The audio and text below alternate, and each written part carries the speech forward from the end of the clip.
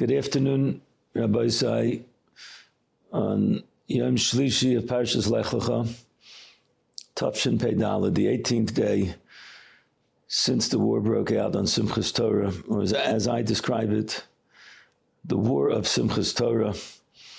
When we say the war of Simchas Torah, it's the war against our Simchas Torah. And all of us are all trying to deal with the different feelings that every single one of us is going through as an individual, going through as a collective body, as the Jewish nation has been. On one hand, we've received a tremendous, horrific reminder of who our enemies are and to what degree they're willing to go in their horrific, murderous rampage and destruction of our brothers and sisters.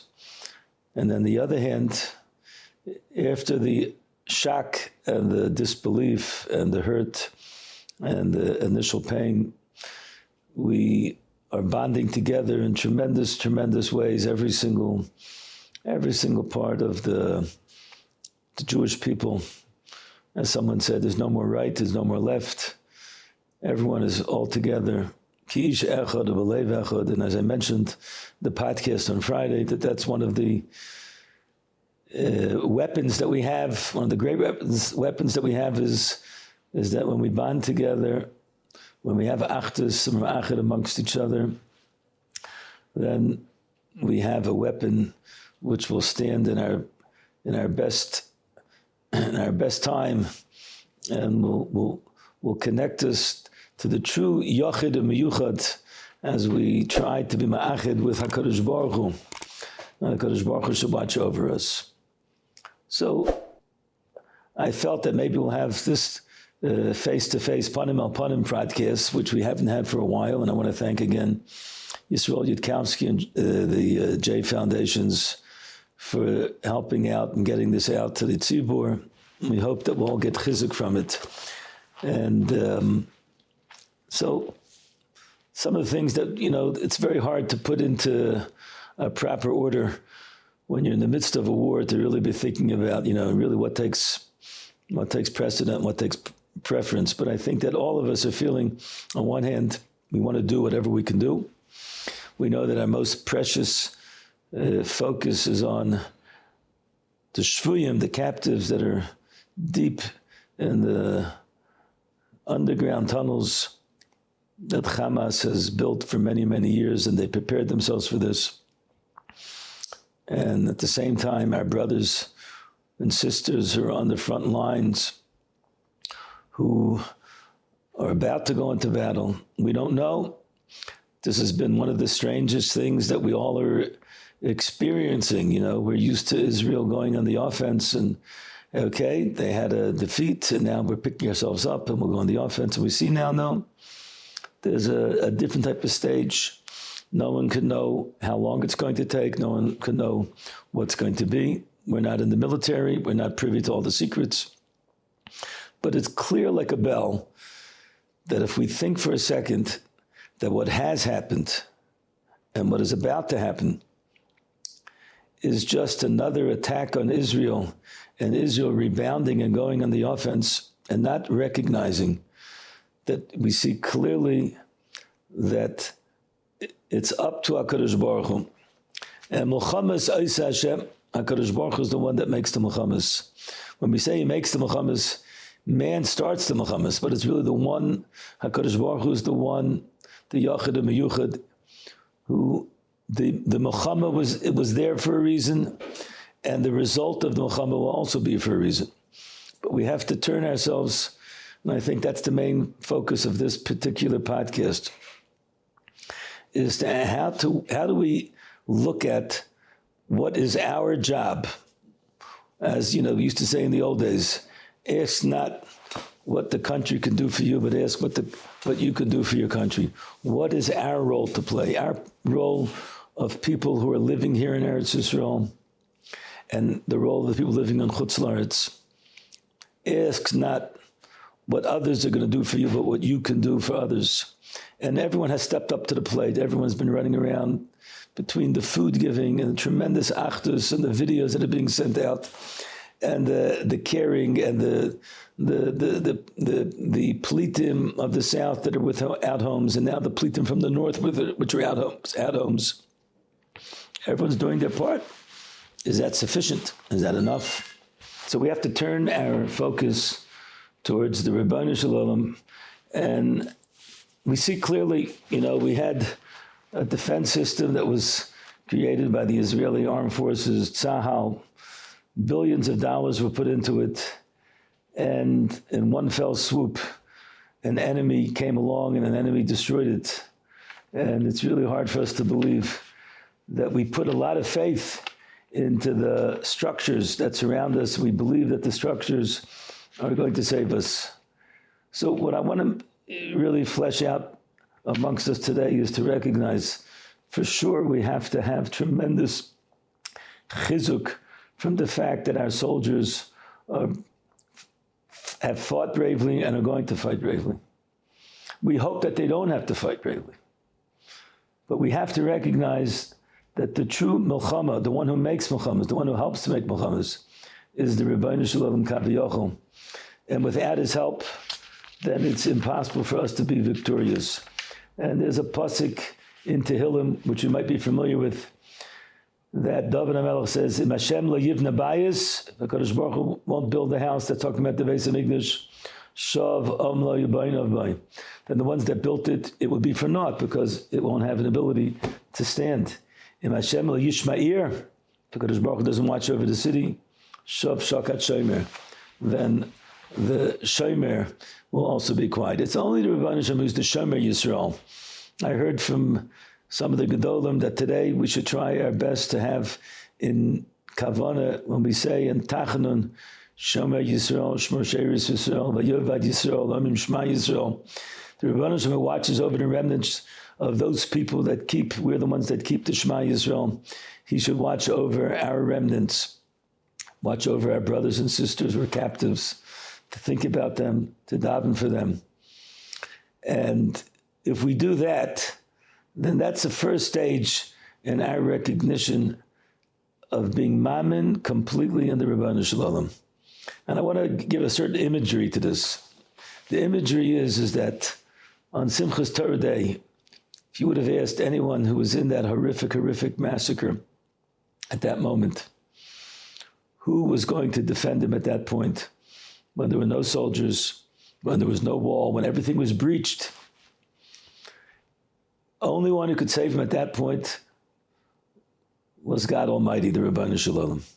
And in the midst of all of the horrific things, there were countless miracles which took place, where whole families, one hand, unfortunately perished, and whole families were saved. I just heard last night about a family, a Yemenite family, religious Yemenite Jews, who literally had a direct hit on their house, and they were in the middle of, they had a minion in their house, and then davening, and they were by Birchas Kohanim, father covering over his children. They have the pictures of the talus completely bloodied, and minimal damage, minimal physical damage, light, very light cuts, bruises. The mother and the women who had prepared a meal for the neighbors that were coming to daven with them. When they heard the siren, they didn't know it was going to be directed. They didn't have any defense. They went underneath the table. Everyone that was on the table was saved, and the entire house was torn apart to smithereens. The house does not exist anymore. And the father said clearly that because we were davening, because the Ribono Shel Olam watched over us. And what was the table? The table is the shulchan. The shulchan is like the mizbeach. So the mizbeach was protecting them. The Ribono Shel Olam is the one that he allowed this milchama to take place, and our job now is to do everything in our power, in both our tefillas and our ma'asim, to recognize, focus on the fact, the imagery, that the Ribono Shel Olam is the only one that's holding back this enemy from destroying us. And part of the preconceived notions that our might, our physical power, our army, our mechanisms are what is going to win the battle. That is a false representation of the situation. Again, I repeat, we have to believe in our soldiers, and our soldiers have to do all the supreme hishtadlus, and everything that was put into place is in the realm of hishtadlus, of what we have to do, and everyone will do their job. But if it won't be for the fact that the Rebbeinu Shalom will be guiding us and will be protecting us, and he will be the one that will say, because of the Mesiras Nefesh of the Chayalim, the Mesiras Nefesh of the commanders, of the police, and everyone that's involved with saving our country and our people, they get supreme siyata d'shmaya and extreme bracha, and we have to daven with all of our mights that they should be safe. But if we don't have the intent to turn towards the Rebbeinu Shalom, and let's picture the scene of Yehoshua, who's going to fight against Amalek, and Moshe Rabbeinu and Aaron and Hur on the mountain. And Moshe Rabbeinu lifts up his hands and he's davening. Yeshua's down in the battlefield and he's fighting against Amalek. And the Gemara says, did the hands of Moshe create battle? And the Gemara says, the Mishnah says in Rosh Hashanah, no. But when Moshe Rabbeinu's hands were being lifted up high, and Yeshua and all of the warriors felt and recognized everything is coming from the heavens, then they were victorious. But when their heads were not placed up high, and therefore Moshe Rabbeinu was not able to bring out in his tefillas the kayach of the Rebbeinu Shalom, then they faltered. But they were victorious because they recognize we're with Hashem. And today, so many soldiers in the army who are from and religious, and they're being Meiser Nefesh, and they learned in yeshivas, the pictures of the soldiers learning Daf Yomi. All of these things are reflections on our ability to recover and to move forward. How? All with the Ezer of HaKadosh Baruch Hu. All with the help of HaKadosh Baruch Hu. And I was thinking in these days that we say, if I could just have that sitter over there,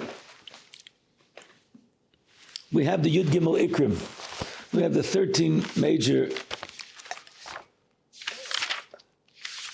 sources of Emunah. And the first one is Ani Ma'amin B'Emunah Shleima, that I believe with perfect faith, Shabari Yisbarach Shemai, that the Rebbeinu Shalom, who created everything, who Borei Umanig L'chol Abruim, he is the one who created, and he is the one that conditions all of the bruim. He is the one that does every single act. And I think it's something we should reflect upon in these days, to maybe say it not just once, but 2 times and 3 times, and with that belief and extending our belief and asking the Rebbeinu Shalom to help us that we should have the Emunah B'Tachon and the Rebbeinu Shalom, then that is going to help us to have the Emunah in the true force, which is going to make us victorious, because we will be victorious. How do we know we're going to be victorious? The Rebbeinu Shalom has watched over Klal Yisrael, but especially here in Eretz Yisrael. The Chafetz Chaim told the Panovich Rav, when the Panovich Rav said when he heard from the Chafetz Chaim, there's going to be tremendous wars, and he said, where will it be safe?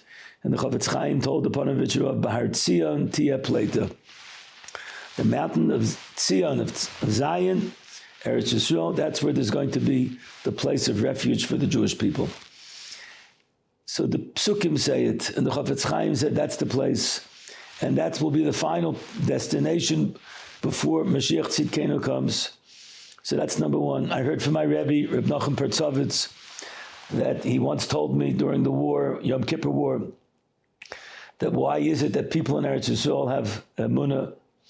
Because the pasuk says, "Eretz Asher Eini Hashem Elokecha Ba."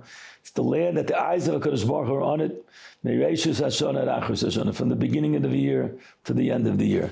HaKadosh Baruch Hu's divine presence is here in Eretz Yisrael. HaKadosh Baruch Hu is with us, and therefore we can have Emunah and Bitachon that the Rebbeinu Shalom is watching over us, and the Rebbeinu Shalom is with us. This week on Sunday, on Monday I davened with Reb Moshe Sternbuch Shlita, our Pesach Hadar, who lives here in our neighborhood. And after davening, I took someone over, a young married person who has anxieties, and him and his wife and his child. His wife, they all grew up here, they want to stay here. but because of the war, his anxieties are kicking in very, very hard. So he's saying maybe he should go to America for a period, take his wife and his baby. And he asked the Shaila from Rav Moshe, and he wrote it out. I told him to write it out. Rav Moshe read it intently, and then Rav Moshe turned to him with a big smile, and he said in English, "You're a fool to go to America." He wasn't saying it as a criticism. He said it's foolish to go to America. The safest place to be is in Eretz Yisrael. What does that mean?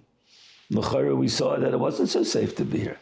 And does that mean that we can just completely sit back and just expect the Rebbeinu Shalom is going to watch over us? No, we have to do our part. But we have to recognize that the Rebbeinu Shalom is with us, and the Rebbeinu Shalom is watching over us. B'har Tzion Tia Pleita, Eini Hashem Elokecha B'Yom Reishis Hashana Ad Acharis Hashana. And over here we want to mention the Chazal, which has been sent around to everybody. I myself am familiar with this. I heard this Chazal, I would say 30 some odd years ago, from the great Rosh Hashiva of Telz of Mordechai Gifter. Zeichet Tzadik Livracha.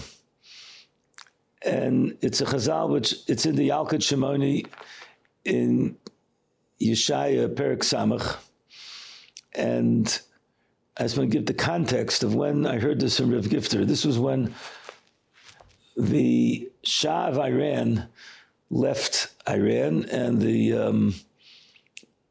Khomeinism, and the Khomeini came in, they took over power, and America had many diplomats that were surrounded by the Iranians, and they were captured, they were in captives, and the American army decided to make an Entebbe type of happening action, and they sent helicopters, and it's like, you can picture the movies of the American top military people and the armed forces and special forces, and they did like an Entebbe type of operation, but it wasn't like Entebbe. And then all of a sudden there was a sandstorm, and the helicopters flew into each other. There was tremendous loss of life of American soldiers. We always think the American soldiers, they can do everything. They're perfect. And it was what a debacle of the highest order, which happened to the American military. And they weren't able to save those, they weren't able to capture them. They weren't able to do an Entebbe like a thing. On the other hand, Israel had Entebbe, and they went in, and they're able to pull everybody out except for one person that got killed, and another woman, and Mrs. Bloch got killed, and Yoni Netanyahu, the brother of the present prime minister, was killed.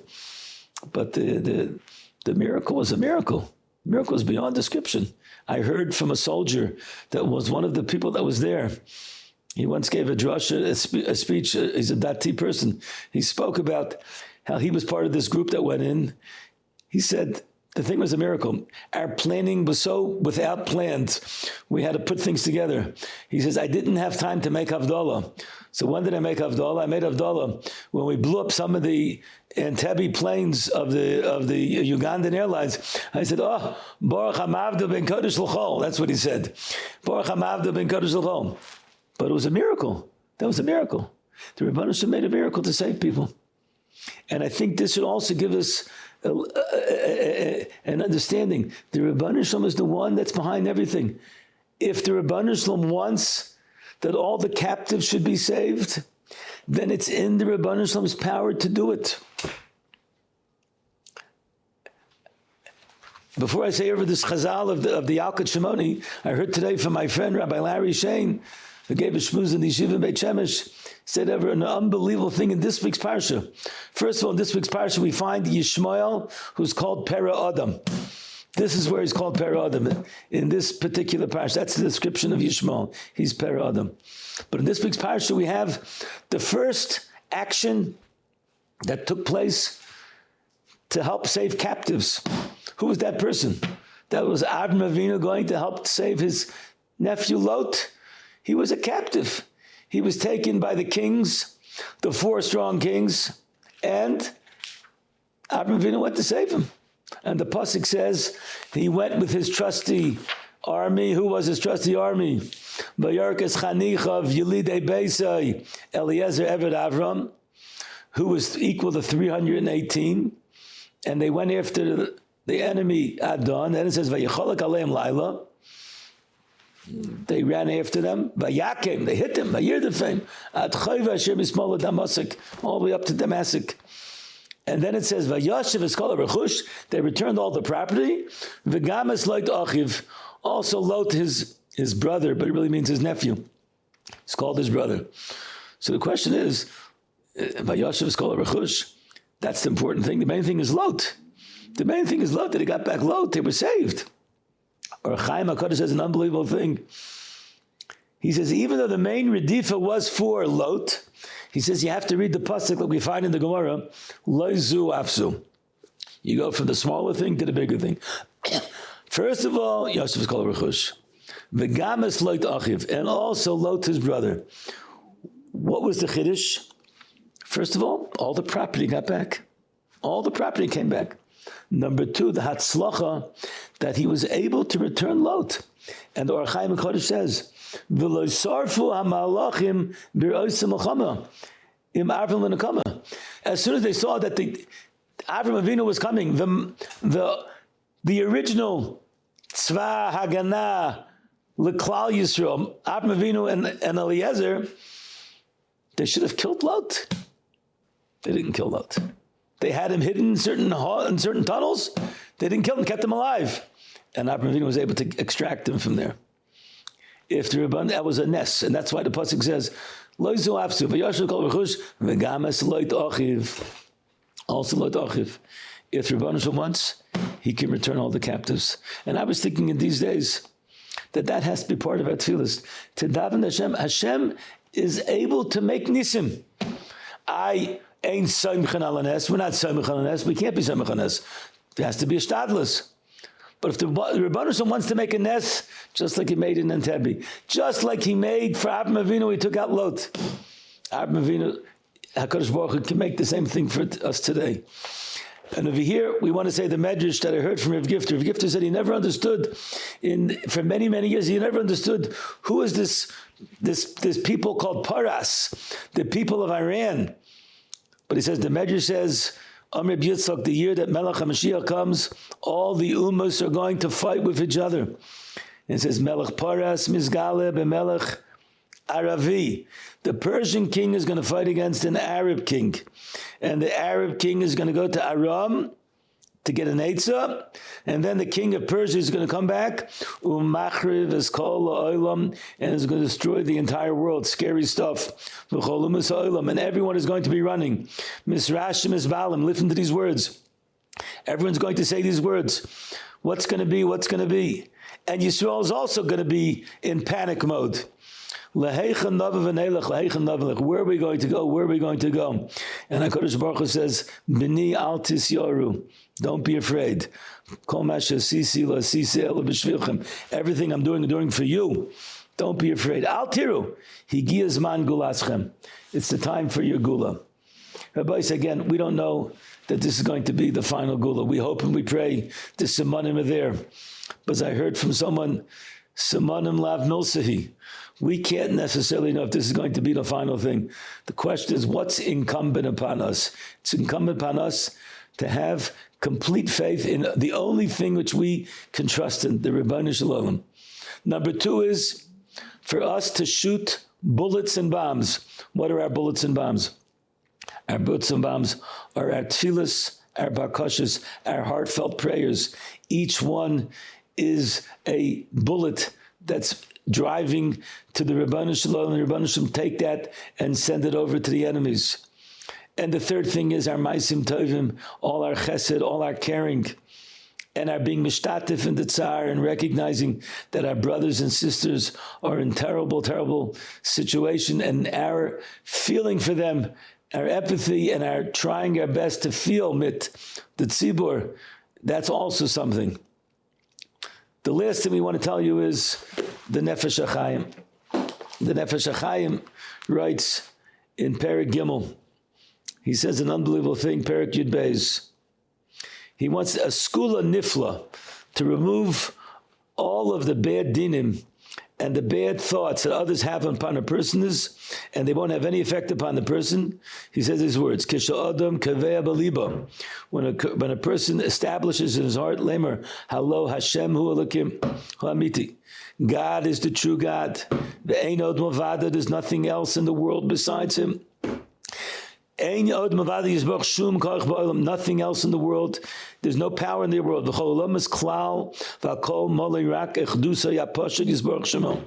Everything is only filled with his achdus. And a person nullifies from his heart bittul gomer, and he's not mashkiach klal al shum koich v'ratzon b'olam. Doesn't have any hashkacha. Nothing can affect me.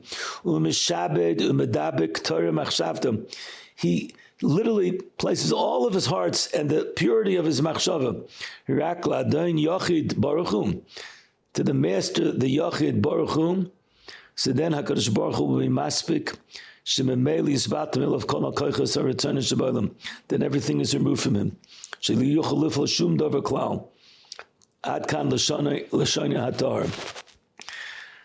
And I was thinking, if we would somehow take this Nefesh HaChaim and implant it into our daily activity, recognize Hashem Elokim, Einod Milvado, all the Ritzonos of the Ummah Ha'olam to try to destroy us, they won't be successful. The Rebbeinu Shalom wants us to be L'netzach Netzachim. So I think the bottom line message is, as we're here on the 18th day, maybe the 18th day is a little bit of a remez to Chai, that we are alive. Klal Yisrael is a Chai. Klal Yisrael is alive and well. And we have to continue to daven that our brothers and sisters who are captives and our brothers and sisters are on the front lines, that HaKadosh Baruch Hu should watch over them. And it's clear like a bell that this war is being dictated not in a normal fashion. The fact that the President of the United States came here and showed such support, the fact that our enemies are still raising up their ugly heads to show that they're the same anti-Semites that there's always been, and if they had it their way, they would have gotten rid of us a long time ago. But the Rebbeinu Shalom is not going to forsake his Jewish people. So we want to send a message of Chizuk, a message of Emunah, a message that we are all together. Ki'ish echad, b'lev echad, with our hearts together, we turn to Rebbeinu Shalom, and we say, Shir HaMalos v'mamakim kirasicha Hashem. We call out to him. The Rebbeinu Shalom should watch over his people. We should be Zoichem Yirtz Hashem to the Gula Shlema, wishing everyone a good day. And we should only share in good news from now on onwards.